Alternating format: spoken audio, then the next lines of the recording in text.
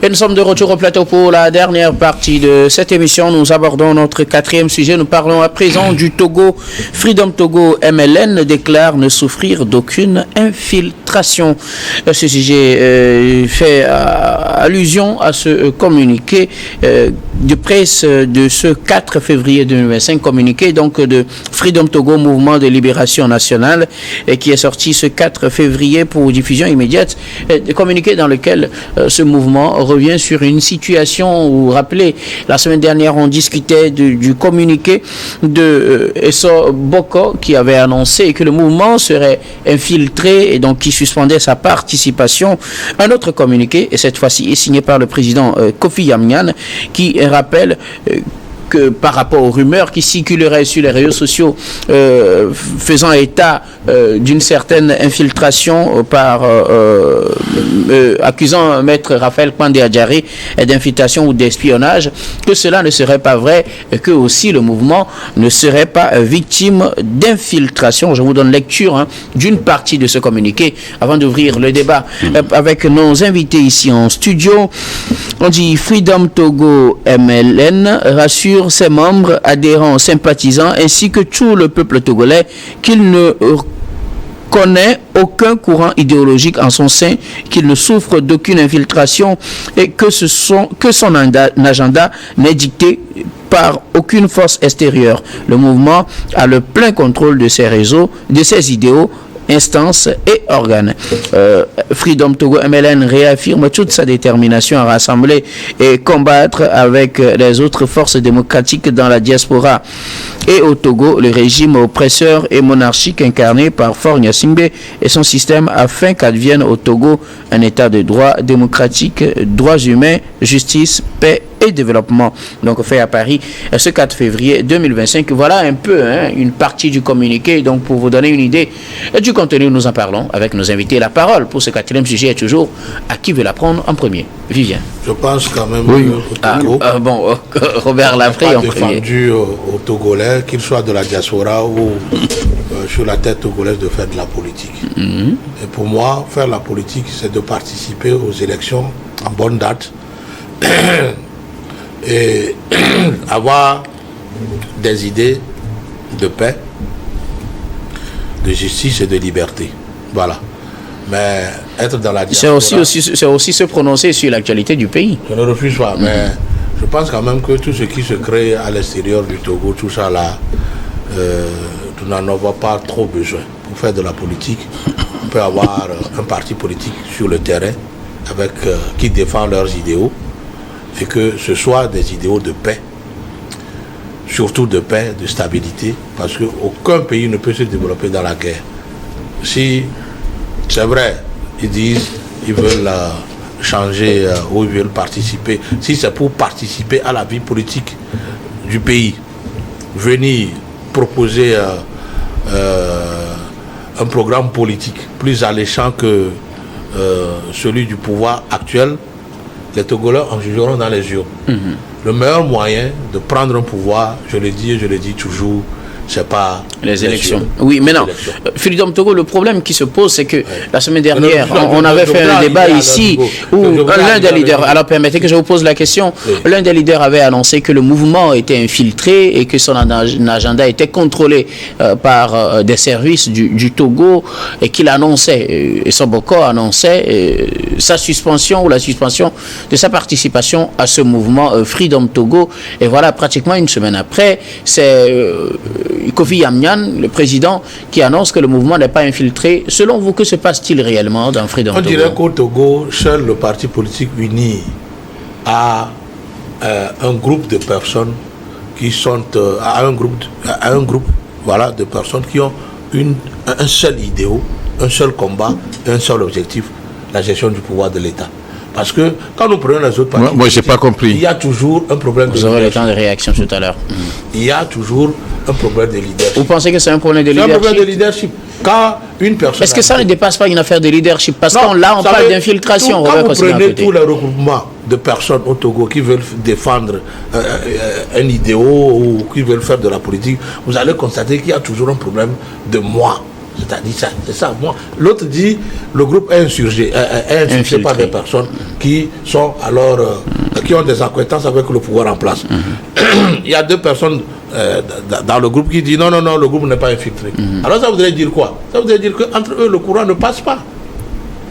C'est là l'histoire. Alors, vous allez suivre avec moi que dans peu de temps, peut-être que le monsieur Boko en question va peut-être retourner, adhérer à un autre groupe ou créer son propre mouvement. Et c'est ça toujours le problème que nous observons pour les partis politiques de l'opposition. Pour vous, c'est une guerre entre les leaders de Freedom Togo. C'est une guerre de leadership entre eux. C'est des gens qui ne se comprennent pas. Ils se disent, bon, on va proposer d'autres choses que ce qui est en train d'être fait. Et au même moment, il y a alors cette guerre-là pour dire non, ça doit être moi le premier, ça doit être moi le chef, ça doit être moi le leader. C'est ça le problème. Alors, pour l'organisation, on sait qui est le président, on sait qui est le vice-président. Pour un mouvement qui se veut, un mouvement qui va venir proposer d'autres choses, plus alléchant, qui va rendre la vie plus facile aux Togolais. Quand il y a déjà cette crise de leadership, moi je ne pense pas que cette affaire ira loin. Je reviendrai à vous tout à l'heure. Merci beaucoup. Pour moi, si vous avez quelque chose à apporter aux Togolais, venez sur le terrain, proposez alors votre programme politique et faites adhérer beaucoup de Togolais, de sorte que quand il y a élection, que ces mêmes personnes aillent voter pour vous. Et là, vous venez de dérouler votre programme politique et tous les Togolais vont applaudir. Merci beaucoup. À vous, Robert Kosigan. Écoutez, Emmanuel Vivien Tomi, Freedom Togo, du moins, M. Soboko avait annoncé une certaine infiltration. On en avait parlé sur ce plateau la semaine dernière.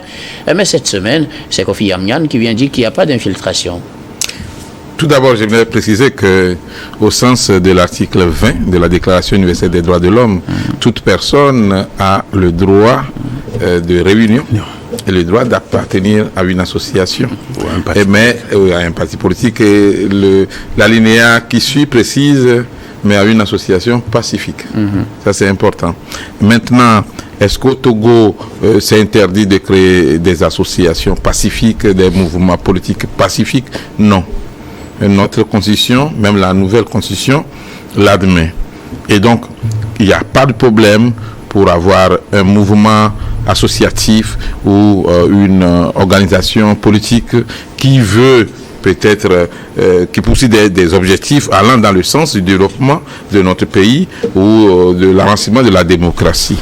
Maintenant, sur le sujet précis, il faudra d'abord noter que ce sont des acteurs qui sont à l'étranger. M. Kofi Yamyan, qui était ancien candidat à la présidentielle ici au Togo, M. Jean Olympio, et puis M. François Soboko, qui était ancien ministre du gouvernement de Lomé, alors qui ont formé un mouvement qui veut, suivant leurs objectifs, promouvoir la liberté totale et lutter contre ce que eux ils pensent que ça ne va pas dans le pays. Tout d'abord, il faut préciser que quand on crée un mouvement ou une association, il faudra d'abord s'entendre sur les termes et les thèmes et les tests pour pouvoir fonctionner. Alors, si tel est que vous avez les statuts et règlements intérieurs, ça veut dire qu'il y a des dispositions en ce qui concerne l'adhésion. Est-ce qu'il y a des dispositions restrictives, mais il y a aussi l'ouverture pour ceux qui veulent adhérer. Et donc, moi, j'ai vraiment regretté que en 2025, on continue pas à faire certaines erreurs politiques de ce genre. Il y a des problèmes que le parti au pouvoir au Togo a, mais qui se règlent en interne et personne n'a les informations. Et les partis politiques de l'opposition ou les mouvements de l'opposition exposent tout ce qui se passe en leur sein au vu de l'opinion. Et donc, si vous dites que vous faites un trio pour apporter un nouveau ou un renouveau ou quelque chose de nouveau au Togo, et que déjà au premier chant du coq, vous commencez par vous dénoncer sur les médias, il y a un problème. Pourquoi ne pas faire une réunion à 3, trouver une solution et puis avancer? Alors, ça c'est la première chose. La seconde chose, je n'ai pas compris pourquoi dans le deuxième communiqué qui est sorti par M. Kofi Annan et sûrement avec l'accord de M. Jean Sylvanus Olympio. Et on précise le nom de la personne qui serait comment on dit ça, appelé celui qui aurait infiltré. Je crois que ça cause un petit problème. Je précise que dans le communiqué, le premier communiqué, on n'a donné aucun nom. Dans le premier communiqué, M. Bokor n'avait cité aucun nom. Alors, dans le deuxième communiqué, il faut suivre peut-être la même logique et dire que, bon, écoutez, nous, les deux autres responsables de ce mouvement, nous confirmons qu'il n'y a pas d'infiltration. Et là, je reviens maintenant à la personne de M. Maître Raphaël Kwande Adjare, qui était président de la LTDH, la Ligue togolaise des droits de l'homme, qui était avocat au barreau du Togo et maintenant avocat au barreau de Paris.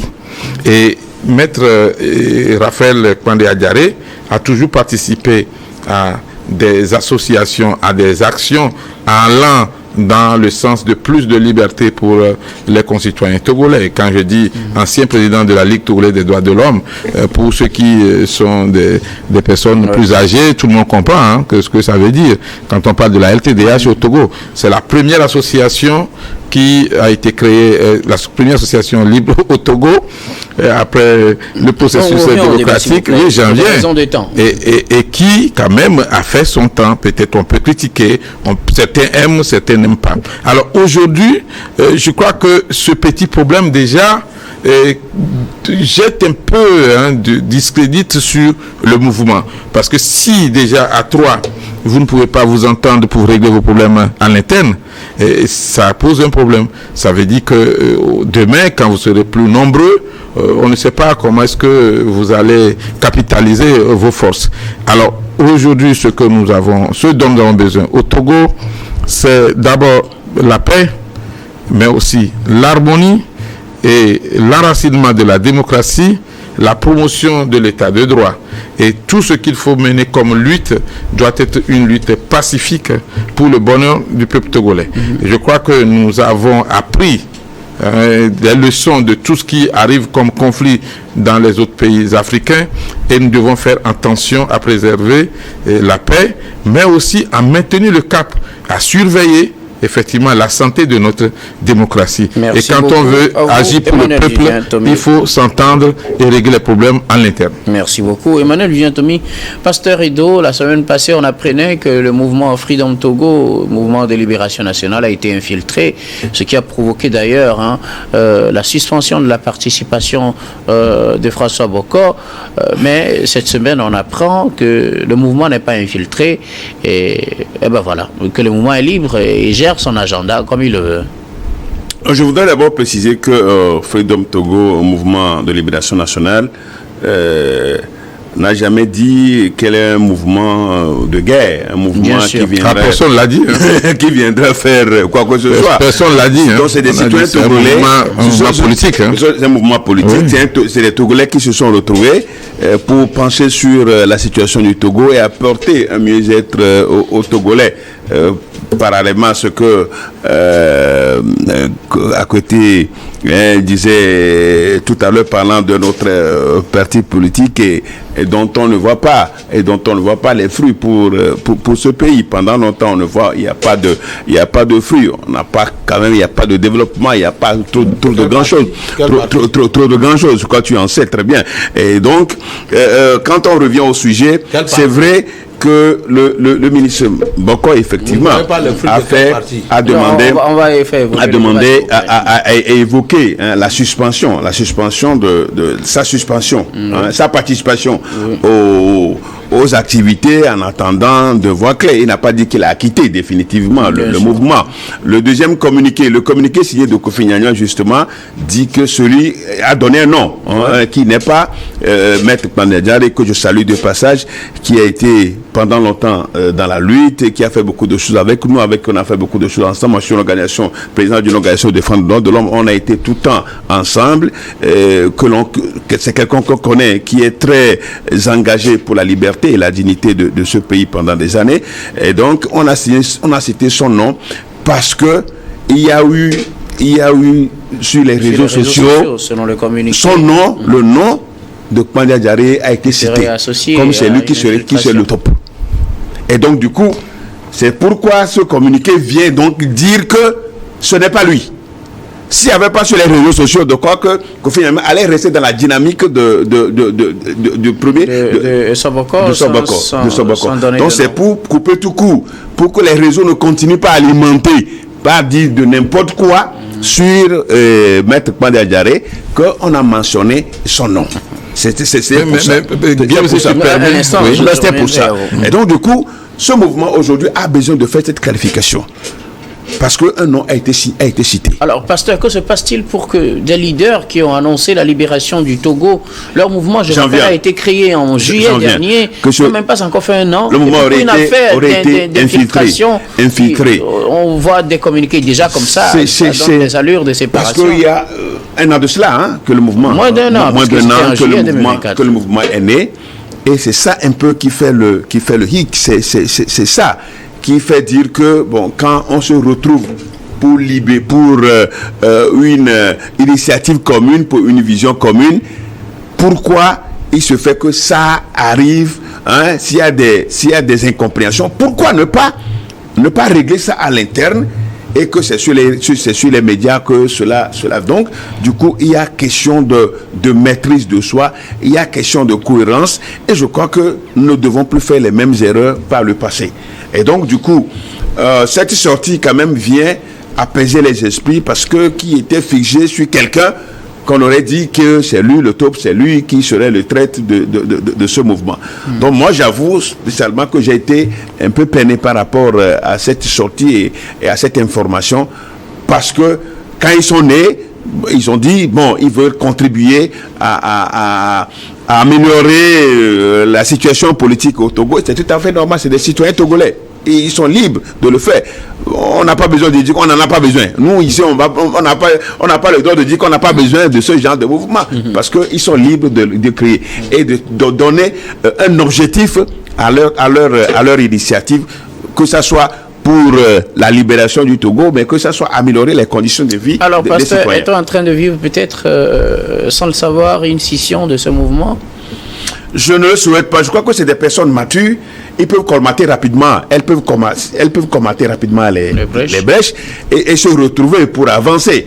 Parce que beaucoup de Togolais ont commencé par croire à ce qu'ils étaient en train de mettre en place pour intervenir d'une manière ou d'une autre, pour intervenir sur la situation du Togo. Je crois que les gens peuvent être un peu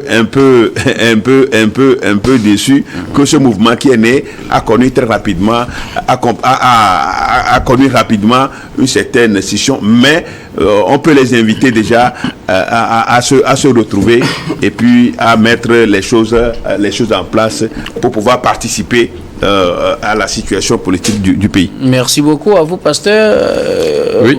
Emmanuel Vivien-Tomi. Oui, juste pour dire que si vous posez la question au président togolais, M. Faure Sozina Gnassingbé, est-ce qu'il veut qu'il y ait des mouvements politiques qui ne soient pas nécessairement de son bord, il vous dira oui.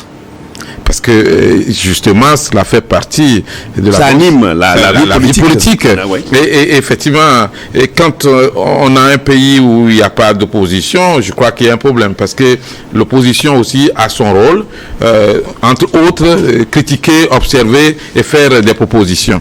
Mais tout ce qu'il faut, c'est justement le pacifisme et le caractère pacifique de chaque mouvement politique. Parce que dans nos tests, il est bien écrit que les mouvements devraient aller effectivement dans le sens de l'évolution du pays, du développement. Et donc c'est une bonne chose qu'il y ait un mouvement au niveau de la diaspora pour accompagner le processus de l'avancement de la démocratie.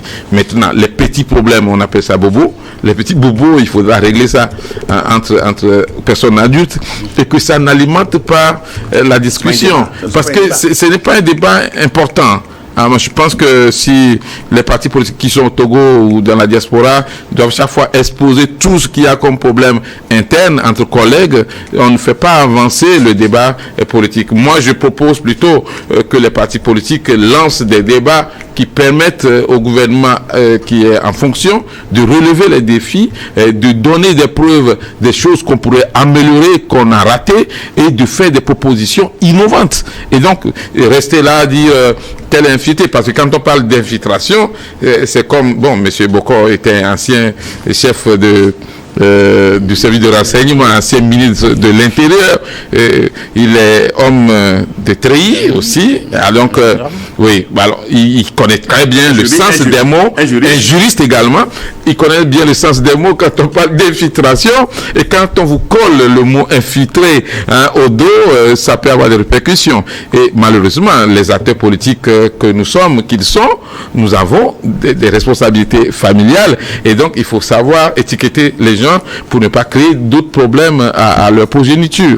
Aujourd'hui, que le mouvement qui se veut un mouvement de libération politique pacifique essaie de régler le problème à l'interne pour que cela ne soit pas un débat, et évitons sur les réseaux sociaux justement d'exposer nos concitoyens à la vindicte populaire. C'est très dangereux de dire que tel est top, tel est... Vous croyez que M. Kpade Adjaré Raphaël, qui est quand même un acteur politique de l'opposition, va se mettre au service du pouvoir en place? Et le pouvoir en place a quoi à voir avec vos mouvements politiques? Vous savez, attention, le parti au pouvoir au Togo a beaucoup d'expérience et connaît bien l'opposition. Le parti au pouvoir connaît bien l'opposition plus que l'opposition elle-même. Donc il faut faire attention aux mots quand on parle publiquement. Merci. Alors, Robert Kosigan, à côté, est-on en train de vivre un tournant, peut-être une scission déjà dans ce mouvement qui est censé libérer le Togo? Vous savez, tous les Togolais de tous bords doivent être animés ou doivent comprendre ceci: toute autorité vient de Dieu. Et pour le moment, ce que Dieu a pensé pour le Togo, c'est ceux que Dieu a décidé qu'ils dirigent aux destinées du Togo, c'est ceux-là qui sont au pouvoir. Qu'on le veuille ou pas, c'est eux. Heureusement que c'est pourquoi les autres sont dans l'opposition, justement. Ils ont quelque chose de très très important qu'ils défendent tout. Alors parlons du mouvement national de libération Freedom Front. Qu'ils défendent chaque jour pour le Togo, c'est la paix et la stabilité. Puis, mais ça n'empêche pas qu'il y ait des mouvements de libération nationale. Le pouvoir en place n'est jamais fermé contre les partis politiques de l'opposition, jamais. J'avais suivi une capsule sur les réseaux sociaux une fois. Le chef de l'État était à Kara, et puis il y a quelqu'un qui est venu lire un discours pour insulter les opposants. Il a arrêté la personne pour lui dire non. Leur rôle, c'est de critiquer. Ils sont dans leur rôle, de les laisser, de ne pas les insulter. Ça, c'est au vu aussi. Je peux te reprendre la phrase. Il a dit: je n'admets pas qu'on manque de respect à l'opposition. L'opposition a un rôle très important à jouer dans notre démocratie. Et il s'est levé, il est parti. Voilà. Alors ça voudrait dire qu'il n'est pas fermé au courant qui ne sont pas de son bord.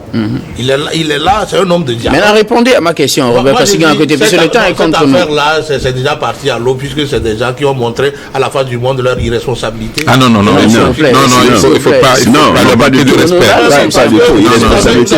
Pas du tout.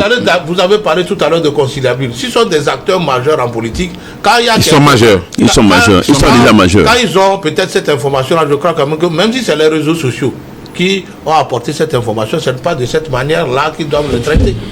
C'est aussi ça la réalité. C'est des personnes humaines qui peuvent s'asseoir et tenir compte d'où est venue l'information, faire de petites vérifications pour voir est-ce que c'est vrai ou pas. Si ce n'est pas vrai, ce n'est même pas important qu'ils viennent apporter des informations. Oui, mais Robert, tu te contredis parce que tu as dit que le chef de l'État a demandé qu'on respecte l'opposition. Emmanuel, nous arrivons à la fin de cette émission pratiquement. On va permettre... Merci beaucoup, Robert Kosigan. Merci beaucoup, Robert. On vous a compris. Nous sommes à la fin, nous allons terminer en toute beauté. Rapidement. C'est selon toi. Pasteur, votre dernière réaction sur ce sujet. Robert Kosigan, à côté, on va respecter les principes de cette émission, s'il vous plaît. Pasteur, vous avez le dernier mot. Non, je crois que cette déclaration, la nouvelle déclaration du président de Freedom Togo, vient donc rassurer quand même les militants et tous ceux qui ont été quand même enthousiasmés par la création de ce mouvement. Libérer le Togo, dire aujourd'hui que on respecte l'opposition, même si on l'avait dit, mais ce n'est pas exactement ça, puisque les partis de l'opposition depuis un certain moment n'ont pas la liberté de pouvoir manifester. Il y a eu certains embargos, s'il faut le dire, sur les activités, il y a eu certaines restrictions. Pendant dire aujourd'hui, on respecte les partis politiques de l'opposition. Quand on va casser, agresser les gens dans le siège d'un parti politique parce qu'il y a un député de la CEDEAO, vous voyez tout ça. Donc c'est pour juste dire que on parle de la libération du Togo parce que il y a certaines pratiques en principe qui ne doivent pas être dans une démocratie. Et ça, je crois que tous les Togolais le savent. Ça dépend de quel bord vous vous retrouvez, mais le Togo a besoin quand même mieux que ça. C'est ce que nous sommes en train de dire. Malheureusement, il faut nous donner la liberté. Il faut nous donner la liberté de temps. le dire. On ne pourra pas faire un dernier tour de. Notre démocratie est évolutive. Merci beaucoup à vous tous. Vous pouvez être maire au Togo. C'est aussi ça la révolution. Non. Merci à vous, Robert Kosigan. À côté, nous sommes arrivés à la fin de ce numéro. S'il vous plaît, nous allons respecter nos téléspectateurs. Quand on dit c'est bon, s'il vous plaît. Merci beaucoup à vous, Robert Kosigan. À côté, vous êtes analyste politique et président de l'AJD, Alliance Jeunesse Développement. Merci beaucoup. L'électricité à Clicamé, on a compris. Emmanuel Vivien Tommy, vous êtes journaliste, directeur général de Plume Libre, conseiller en communication politique aussi, candidat aux élections sénatoriales. Merci beaucoup. Vous êtes le président du mouvement Martin Luther King MMLK, premier agent au maire de la commune Golfe 2. Je fais le dernier mot à votre place. Merci en tout cas à vous de votre bonne compréhension. Je pense qu'on va s'espérer sur de très bonnes notes. Merci à toutes les équipes techniques et rédactionnelles qui nous ont aidés à préparer et à présenter cette émission. Merci à Pierre Kobaniko à la réalisation, à Senyo Wampa à la diffusion et à Rebecca Vesso à la caméra. Surtout merci à vous très chers téléspectateurs de nous avoir suivis. C'est la fin de ce numéro. Je vous retrouve demain avec le même plaisir pour un autre numéro.